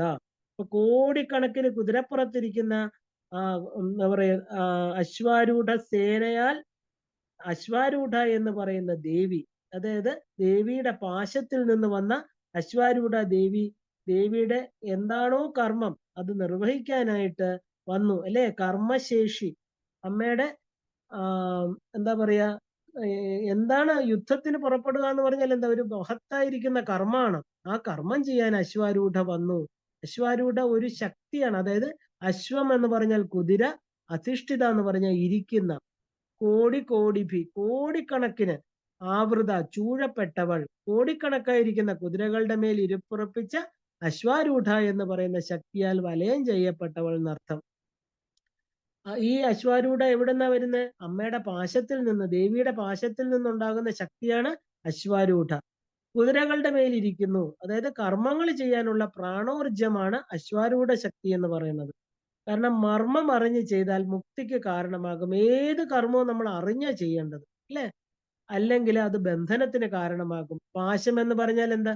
ബന്ധനത്തിന്റെ മുദ്ര, കെട്ടിയിടുന്നത്. പാശം എന്ന് പറഞ്ഞാൽ കയറ് അല്ലെ. അപ്പൊ നമ്മളെ കെട്ടിയിടാനും അതിൽ നിന്ന് മോചിപ്പിക്കാനും ശക്തിയുള്ള ഒരു ദേവിയാണിത്. അപ്പൊ ആനപ്പടയ്ക്ക് ശേഷം ഇപ്പൊ എന്താ വന്നത്? അശ്വസേന വന്നു. അപ്പൊ പാശത്തിൽ നിന്ന് ജനിച്ച അശ്വാരൂഢയാണ് അശ്വസേനയുടെ പടനായിക. കുതിരയുടെ പേര് അപരാജിത അല്ലെ. അപരാജിതം നമ്മൾ കണ്ടു, ദേവി ഉപാസകരുടെ സ്വർഗമാണ് അപരാജിതം. ഈ കുതിരയുടെ പേര് അപരാജിത. 13 അക്ഷരമുള്ള ഒരു ത്രയോദശ മന്ത്രമാണിത്. ശരീരത്തിലെ പഞ്ചേന്ദ്രിയങ്ങളാണ് നമ്മൾ കുതിരകളായിട്ട് കാണുന്നത്. അവയില് അശ്വാരൂഢയായിട്ടിരിക്കുന്നവൾ. മനസ്സെന്ന് പറഞ്ഞാൽ എന്താ? മനസ്സെന്ന് പറഞ്ഞാൽ സങ്കല്പ വികല്പ വ്യാപാരങ്ങളോടുകൂടിയ ഇന്ദ്രിയങ്ങളോടുകൂടിയതാണ് മനസ്സെന്ന് പറയുന്നത് അല്ലെ.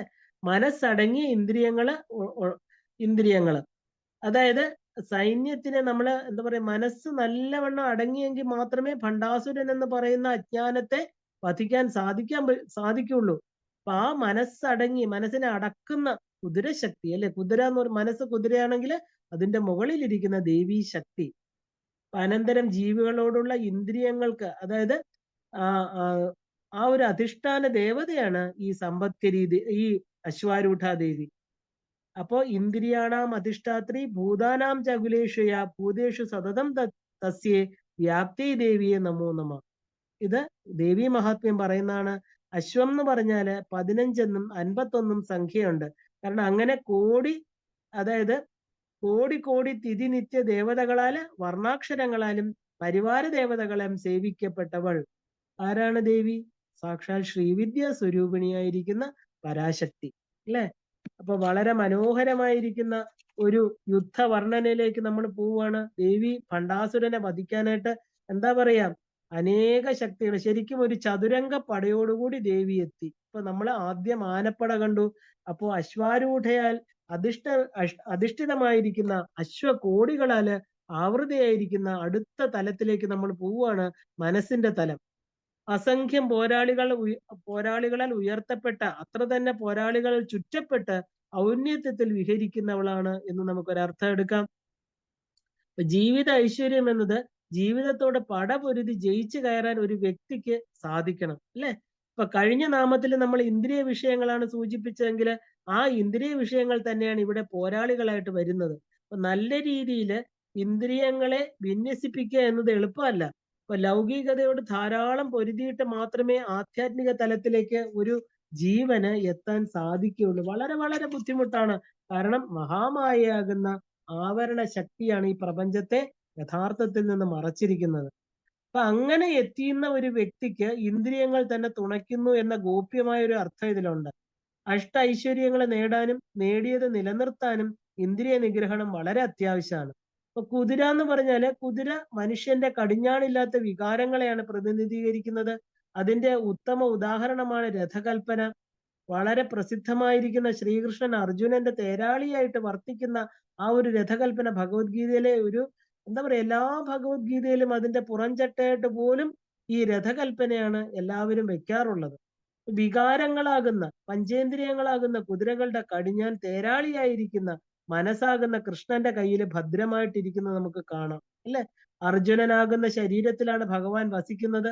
ശരീരമാകുന്ന ക്ഷേത്രത്തിന്റെ ക്ഷേത്രജ്ഞനാണ് ഭഗവാൻ. ഇതം ശരീരം കൗന്ദേയ ക്ഷേത്രമിത്യഭിധീയതേ. ഈശ്വര സർവഭൂതാനി ഹൃദ്ദേശേ അർജുന തിഷ്ഠതി. ആത്മാനം രഥിനം വിത്തി ശരീരം രഥമേവതു ബുദ്ധിം തു ചാരതീം വിദ്ധിം മനഃപ്രഗ്രഹമേവച. ഇന്ദ്രിയാണി ഹയാനാഹുർ വിഷയാം തേഷു ഗോചരാൻ ആത്മേന്ദ്രിയ മനോയുക്തം ഭോക്തേത്യാഹുർ മനീഷണ. വളരെ വളരെ എന്താ പറയാ, കഠോപനിഷത്തിലെ ഈ വരികള് ഭഗവത്ഗീതയിലൂടെ വളരെ വളരെ പ്രസിദ്ധമായിട്ടുള്ള വരികളാണ്. അതായത് വിഷയങ്ങൾ എന്നത് ഇന്ദ്രിയങ്ങളെ പുറത്തേക്ക് നയിക്കുന്നതാണ്. അപ്പൊ മനോനിഗ്രഹം മാത്രമേ ആ കുതിരകളെ നിയന്ത്രിക്കുന്ന സാരഥിയെ വിജയത്തിൽ എത്തിക്കൂ എന്ന് കാണിക്കുകയാണിത്. സാരഥി നല്ലതാണെങ്കിൽ ആത്മാവിന്റെ യാത്ര സുഖമുള്ളതായിട്ട് തീരും. രാമായണത്തിന്റെ യുദ്ധക്കളത്തില് രാമൻ രഥത്തിലും ചെരുപ്പോ പടച്ചട്ടയോ ഒന്നുമില്ലാതെ രാമൻ വെറും നിലത്ത് നിൽക്കുന്നത് കണ്ട് ആ ഒരു എന്താ പറയാ ദുഃഖിതനായിരിക്കുന്ന വിഭീഷണൻ രാമനോട് ചോദിച്ചു, എങ്ങനെയാണ് അങ്ങ് ഈ യുദ്ധം ജയിക്കുന്നത് പ്രഭോ? രാമൻ പറഞ്ഞു, രഥമോ പടച്ചട്ടയോ ഒന്നുമല്ല സത്യം, ധർമ്മം.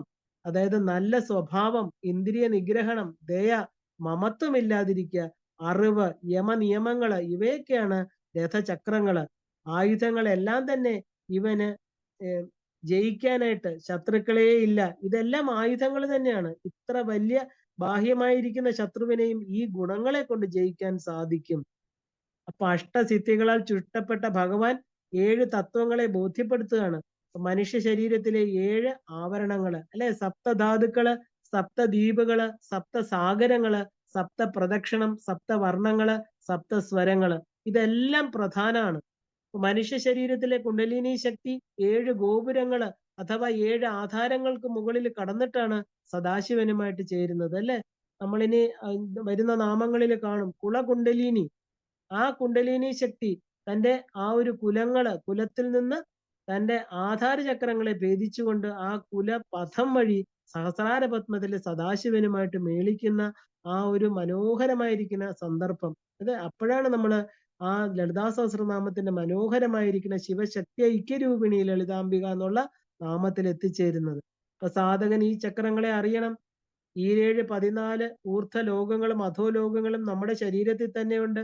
7 ആവരണങ്ങള്, പഞ്ചകോശങ്ങള്, അല്ലെ? ആ ജന തപ, ആ ഒരു ബ്രഹ്മം, ഇതെല്ലാം തന്നെ നമ്മുടെ ശരീരത്തിലുള്ളതാണ്. ഇനി ദേവിയുടെ എന്താ പറയാ നായികയായിരിക്കുന്ന ഈ അശ്വാരൂഢ ദേവിയാണ് പറയുന്നത്. അതായത് ഭണ്ഡാസുരനെ നിഗ്രഹത്തിനായിട്ട് അണിനിരക്കുന്ന അശ്വസേനയുടെ, അതായത് അപരാജിത എന്ന് പറയുന്ന അശ്വത്തിന്റെ പുറത്ത് അശ്വാരൂഢയായിട്ട് ദേവി വരികയാണ്. അപ്പൊ ദുർബദന്റെ സഹോദരിയായ കുരുന്ധനെ വധിക്കുന്നത് അശ്വാരൂഢ ദേവിയാണ്. അപരാജിത എന്നത് സാത്വികമായിട്ട് നോക്കിയാൽ തോൽപ്പിക്കാൻ സാധ്യമല്ലാത്ത മനസ്സ് തന്നെയാണ്. അപ്പൊ വികാരങ്ങളാകുന്ന അശ്വത്തെ നിയന്ത്രിക്കുന്ന പരിപക്വമായിരിക്കുന്ന മനസ്സാണിത്. പരാശക്തിയുടെ പാശത്തിൽ നിന്നാണ് ഈ ദേവി വന്നിരിക്കുന്നത്. പാശം എന്ന് പറഞ്ഞത് പ്രപഞ്ചത്തോടുള്ള രാഗം, അല്ലെ? രാഗം എന്ന് പറഞ്ഞാൽ എന്താ? അട്രാക്ഷൻ. അപ്പൊ ഇച്ഛാശക്തിയുള്ള മനസ്സിന് തന്റെ വികാരങ്ങളെ കടിഞ്ഞാണിടാൻ സാധിച്ചാൽ ഈ പ്രപഞ്ചം മുഴുവനും വശംവദമാകുമെന്നുള്ള ആ ഒരു സത്യത്തെയാണ് ഈ നാമം കാണിച്ചു തരുന്നത്. അപ്പൊ അശ്വാരൂഢ സ്തുതി ഇങ്ങനെയാണ്. ശരിക്കും പറഞ്ഞാല് അത് നമ്മളൊന്ന് കേട്ടിരിക്കുന്നത് നല്ലതാണ്. ഉത്തുംഗ തുരക തുരകാരൂഢേ കാര്യ കാര്യോ പാശദണ്ഡി കാര്യോദ പാശദണ്ഡിനി സർവലോക വശമേ വശമാനയ പാർവതി. ഇതിലെ ഉത്തുംഗ തുരകം എന്നത് മനസ്സ് തന്നെയാണ്.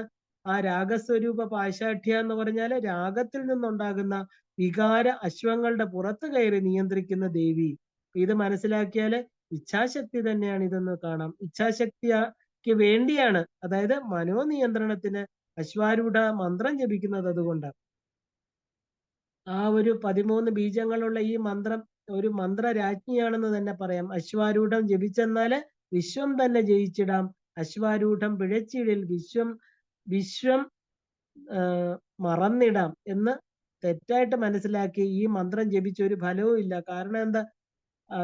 ചിലടത്ത് വരാറുണ്ട് അശ്വാരൂഢം പിഴച്ചിടിൽ വെട്ടുകൊണ്ട് മരിച്ചിടാം. കാരണം വളരെ വളരെ ശ്രദ്ധയോടുകൂടി ഉപയോഗിക്കേണ്ട മന്ത്രമാണ് ഇത്. മനസ്സിന്റെ മന്ത്രമാണ് അല്ലെ? അപ്പൊ ആ മന്ത്രം ജപിച്ച ഫലം കിട്ടാത്തത് എന്താണ്? ഇതിന്റെ അർത്ഥത്തെ, തത്വത്തെ മനസ്സിലാക്കാത്തത് കൊണ്ടാണ്. മാത്രമല്ല അത് ഗുരുമുഖത്തിൽ നിന്ന് കിട്ടി ജപിച്ചെങ്കിൽ മാത്രമേ നമുക്ക് പ്രയോജനപ്പെടുകയുള്ളൂ. അപ്പോ ഈ അശ്വാരൂഢാധിഷ്ഠിതാശ്വ കോടി കോടിഭിരാവൃതായി നമ എന്ന ദേവിയെ പൂജിക്കുമ്പോൾ സാക്ഷാൽ പരാശക്തിയായിരിക്കുന്ന ദേവി നമ്മുടെ മനസ്സിനെ നിയന്ത്രിക്കാനുള്ള ശക്തി നമുക്ക് തന്ന് അനുഗ്രഹിക്കും. അങ്ങനെ ഒരു അർത്ഥവും നമുക്ക് ഇതിലൂടെ കാണാം. അങ്ങനെ എന്താ പറയാ, ദേവിയുടെ യുദ്ധത്തിനുള്ള എന്താ പറയാ ആ ചതുരംഗ പടകൾ റെഡിയായിക്കൊണ്ടിരിക്കുന്നു. അടുത്തത് എന്താ? ചക്രരാജ രഥാരൂഢ സർവായുധ പരിഷ്കൃത. 68ാമത്തെ നാമത്തില് ചക്രരാജ രഥാരൂഢ സർവ ആയുധ പരിഷ്കൃത. ചക്രരാജൻ എന്ന് പറഞ്ഞാൽ എന്താ? സാക്ഷാൽ ശ്രീചക്രം തന്നെയാണ്. അമ്മ മാത്രം ഇരിക്കുന്ന ചക്രം, അതാണ് ശ്രീചക്രം. ആരൂഢം എന്ന് പറഞ്ഞാല് കയറിയ, പരിഷ്കൃത സജ്ജയായ. ശ്രീചക്രമാകുന്ന രഥത്തിന്മേലുള്ള സർവ ആയുധങ്ങളാലും സജ്ജയാക്കപ്പെട്ടവൾ. ശ്രീചക്രത്തെ കുറിച്ച് ഒരുപാട് പറയാനുണ്ട്. അതിനെക്കുറിച്ച് പ്രത്യേകം ഒരു തത്വാർത്ഥത്തിൽ നമ്മൾ ശ്രീചക്രത്തെ വിവരിക്കും. കാരണം അത് ഒരു ചെറിയ നാമത്തിൽ ഒതുക്കാൻ പറ്റുന്നതല്ല. ശ്രീചക്രം എന്ന് പറഞ്ഞാൽ പ്രപഞ്ചത്തിന്റെ ജാമതീയ രൂപമാണ്, ജോമെട്രിക്കൽ ഫോമാണ്. പ്രപഞ്ചം വികസിച്ച് വന്നതിനൊരു ക്രമമുണ്ട്. ഈശ്വരന്റെ സൃഷ്ടിക്കായിട്ടുള്ള ഇച്ഛയാണ് ആദ്യം ഉണ്ടായതെന്ന് നമുക്കറിയാം. അതിനെ ആ മഹത് ഇച്ഛ എന്നാണ് പറയുന്നത്.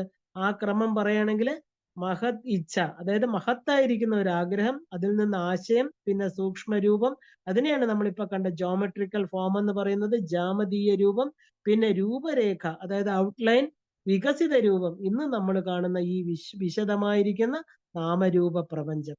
ഇതിലെ സൂക്ഷ്മ രൂപത്തിനെയാണ് നമ്മൾ ജോമെട്രിക്കൽ എന്ന് പറയുന്നത്. പ്രപഞ്ചത്തിന്റെ ഈ ഊർജ രൂപമാണ് ശ്രീചക്രം. കാരണം കാരണം ഈ വാക്ക് ഉച്ചരിക്കുമ്പോൾ തന്നെ നമ്മുടെ ഉള്ളില് ഒരു പ്രത്യേക ശക്തി ഉണ്ടാകും. കാരണം നമ്മുടെ ശരീരം ശ്രീചക്രമാണ്. ശരീരവും ശ്രീചക്രവും എന്ന് നമ്മൾ വിശദമായിട്ടുള്ള ഒരു വീഡിയോ ചെയ്തിട്ടുണ്ട്. അപ്പോ എന്താ പറയാ, ഈ ദേവിയുടെ ശ്രീചക്രം അനേക ജന്മങ്ങൾ കൊണ്ട് മാത്രമേ ശ്രീചക്രം എന്ന് പോലും നമുക്ക് ഉച്ചരിക്കാൻ സാധിക്കുകയുള്ളൂ. അത്ര ഉയർന്ന ഒരു തലം. അതായത് ഈ പ്രപഞ്ചം ഉരുത്തിരിഞ്ഞു വരുന്നത് എങ്ങനെ 36 തത്വങ്ങളിലൂടെയുള്ള ആ ടോട്ടാലിറ്റിയാണ് ശ്രീചക്രം കാണിക്കുന്നത്. അപ്പോ ചക്രരാജ രഥം, അതില് എന്താ പറയാ, ഗജ അശ്വസേനയ്ക്ക് ശേഷം വന്നതാണ് രഥ സൈന്യം എല്ലാം വന്നു കഴിഞ്ഞു. അത് കഴിഞ്ഞ് ചക്രരാജം എന്ന് പറയുന്ന ആ മഹത്തായിരിക്കുന്ന ശ്രീചക്രത്തില് ആരൂഢയായിട്ട് സർവവിധ ആയുധങ്ങളുമായിട്ട് പരിഷ്കൃതയായിട്ട് വിളങ്ങുന്ന മഹാമായയായിരിക്കുന്ന മഹാപ്രപഞ്ച സ്വരൂപിണിയായിരിക്കുന്ന പ്രപഞ്ചത്തെ അതിക്രമിച്ച് നിൽക്കുന്ന പരയായിട്ടിരിക്കുന്ന സാക്ഷാൽ രാജരാജേശ്വരി ശ്രീ മാത, ശ്രീ മഹാരാജ്ഞി, ശ്രീമത് സിംഹാസനേശ്വരിയായിരിക്കുന്ന ദേവി, അവിടെ ദേവി സാന്നിധ്യം, ആ മഹത്തായിരിക്കുന്ന ഉജ്ജ്വലമായിരിക്കുന്ന ചക്രരാജ രഥത്തില് ദേവി അവിടെ തന്റെ സാന്നിധ്യം കൊണ്ട് തന്നെ എന്താ പറയാ, ആളുകളെ എല്ലാം മാസ്മരികത, ഒരു പ്രത്യേക ഊർജ തലത്തിലേക്ക് എത്തിച്ചു എന്നർത്ഥം. അപ്പൊ ചക്രങ്ങളുടെ ചക്രവർത്തി, 9 ആവരണം, 9 തട്ടുകള്, 10 യോജന ഉയരം, 4 യോജന വിസ്താരം, അല്ലെ? ശ്രീചക്ര മധ്യത്തിലെ സർവ ആനന്ദമയ ചക്രം എന്ന് പറയുന്ന ആനന്ദ രൂപം. അപ്പോ ആ ആനന്ദ രൂപമാണ് തേരിന്റെ ധ്വജമായിരിക്കുന്ന ആനന്ദ ധ്വജം. അമ്മയുടെ കൊടിക്കൂറ എന്താ? ആനന്ദമാണ്, അല്ലെ? പാശ അങ്കുശങ്ങള്, കരിമ്പ് വില്ല്, പുഷ്പബാണങ്ങള് ഇവ ദേവതാ ശക്തി സ്വരൂപങ്ങളെടുത്ത് ദേവിയുടെ ചുറ്റും സ്ഥാപിക്കപ്പെട്ടിരിക്കുന്നു. മറ്റെല്ലാ ആയുധ വിശേഷങ്ങളും അതായത് ശക്തി ദേവതാ രൂപത്തില് അതാത് സ്ഥാനത്ത് ഉപദേവതകളെ ആയിട്ട് ഇരിക്കുന്നു. ആയുധങ്ങൾ എടുത്ത് കയറുന്നതിന് പകരം ആയുധങ്ങൾ തന്നെ ശക്തി രൂപം എടുത്ത് ദേവിയുടെ ആരൂഢത്തിനായിട്ട് കാത്തു നിൽക്കുകയാണ് അവിടെ. ആ ഒരു ആത്മജ്ഞാന പ്രാപ്തിക്കുള്ള സാധനകളെയാണ് നമ്മൾ ആയുധങ്ങൾ എന്ന് പറയുന്നത്. അപ്പൊ ആദ്യം ശരീരരഥത്തിൽ കുടിയേറി ആത്മജ്ഞാന പ്രാപ്തിക്ക് അതിനെ സന്നദ്ധമാക്കും. പിന്നെയാണ് ആ ഒരു ചക്രരാജം എന്ന് പറയുന്ന ഷഡ്ചക്രങ്ങളെ നമ്മൾ രഥ ആധാരം എന്നാണ് പറയുക. കാരണം നമ്മുടെ ശരീരത്തിലിരിക്കുന്ന ഷഡ്ചക്രം തന്നെയാണ് രഥാധാരമാക്കി ഇരിക്കുന്നത്. അപ്പൊ ചക്രരാജ രഥത്തെ നിയന്ത്രിച്ച് ഷഡാധാരങ്ങളെ അതായത് ചക്രങ്ങളെ നിയന്ത്രിച്ചുകൊണ്ട് ചക്രങ്ങളെ ഭേദനം ചെയ്ത് കുണ്ടലിനിയുടെ ആ ഒരു ഉണർച്ച അതുമുതല് ആ ഒരു ബ്രഹ്മാത്മൈക്യ പ്രാപ്തി വരെയുള്ള സകല ഘട്ടങ്ങളിലും സഹായകമാകുന്ന സകല ആയുധങ്ങളും അതായത് സാധനാ രൂപത്തില് ശുദ്ധ വിദ്യയുടെ രൂപത്തിലിരുന്ന് അതിനാൽ ആ ഒരു അലങ്കൃതമായിരിക്കുന്ന ജീവനെ ബ്രഹ്മാത്മൈക്യ പ്രാപ്തി എന്ന് പറയുന്ന ഒരു ജീവന്റെ പരമ ലക്ഷ്യത്തിലേക്ക് എത്തിക്കുന്ന ഒരു യുദ്ധമാണ് നമ്മൾ കാണാൻ പോകുന്നത്. യുദ്ധം എന്നത് എന്താ? ജീവിതായോധനമാണ് അല്ലെ? യുദ്ധം നടക്കുന്ന സ്ഥലം. ശരിക്കും പറഞ്ഞാല് രഥം എന്ന് പറഞ്ഞാൽ 27 നക്ഷത്ര ദേവതകള് കാണിക്കുന്നു. ദേവി ആരാണ്? നക്ഷത്ര പീഠ രാശി സ്വരൂപിണിയാണ്. ഈ 27 നക്ഷത്രങ്ങൾ എന്താ? ആ രഥം തന്നെയാണ്. അതാണ് ഈ പ്രപഞ്ചം എന്ന് പറയുന്നത്. അപ്പൊ ചക്രരാജമാകുന്ന രഥത്തില് ആരൂഢയായിട്ട് സർവ ആയുധങ്ങളാൽ പരിഷ്കൃതയായിട്ട് ദേവി എത്തി. ഇപ്പൊ ശരീരമാകുന്ന സാമ്രാജ്യത്തെ വ്യത്യസ്ത ഉപകരണങ്ങളാൽ ശുദ്ധീകരിച്ചുകൊണ്ട് ഇരിക്കുന്ന മനസ്സാണ് ഇവിടെ ദേവിയായിട്ട് നമ്മൾ ശരീരത്തിൽ കാണേണ്ടത്. ധ്യാനം, അധ്യായനം, അധ്യാപനം, യജനം, യാചനം, ദാനം, പ്രതിഗ്രഹം ഇങ്ങനെയുള്ള 7 കർമ്മങ്ങളാണ് ഇവിടെ വ്യത്യസ്തമായ ഉപകരണങ്ങളായിട്ട് കടന്നു വരുന്നത്. ഇവയെ ആവശ്യാനുസരണം അനുഷ്ഠിച്ച മനസ്സിനെ ശുദ്ധീകരിക്കണം. എന്നാലേ നമുക്ക് മനസ്സ് ശുദ്ധമായിരിക്കുന്ന ആ ഒരു ചിന്താമണി ഗൃഹത്തിൽ മാത്രമേ അമ്മയെ ഇരുത്താൻ പറ്റുള്ളൂ. പഞ്ചഭൂത അധിഷ്ഠിതമായിരിക്കുന്ന ശരീരത്തില് വൈരികളായിട്ട് എത്തുന്ന ഷഡ് വികാരങ്ങളെ നിയന്ത്രിക്കാനും സമർത്ഥമായിട്ട് വിനിയോഗിക്കാനും ഇങ്ങനെയുള്ള ശുദ്ധീകരണ പ്രക്രിയകൾക്ക് മാത്രമേ സാധിക്കൂ എന്നാണ് നമ്മൾ ഇതിൽ നിന്ന് മനസ്സിലാക്കേണ്ടത്. ഇതിന്റെ ആ ഒരു വ്യത്യസ്ത വികാരങ്ങളെ സമർത്ഥമായിട്ട് വിനിയോഗിക്കാൻ പ്രാപ്തിയായിട്ടുള്ള പരാശക്തി അല്ലെ ചക്രരാജമാകുന്ന രഥത്തില് ആരൂഢയായിക്കൊണ്ട് എല്ലാ ആയുധങ്ങളും തയ്യാറാക്കിയിരിക്കുന്നവളാണ് ദേവി. ശ്രീമാതാവായ ആ ഒരു പരമേശ്വരി കയറിയിരിക്കുന്ന രഥത്തിന്റെ പേര് ചക്രരാജൻ. അപ്പൊ തന്റെ രഥത്തില് ഭണ്ഡാസുരന്റെ ഉന്മൂലനത്തിനായിട്ട് സകല ശസ്ത്രങ്ങളും സജ്ജമാക്കി തയ്യാറായിട്ട് അമ്മ ഇരിക്കുകയാണ്.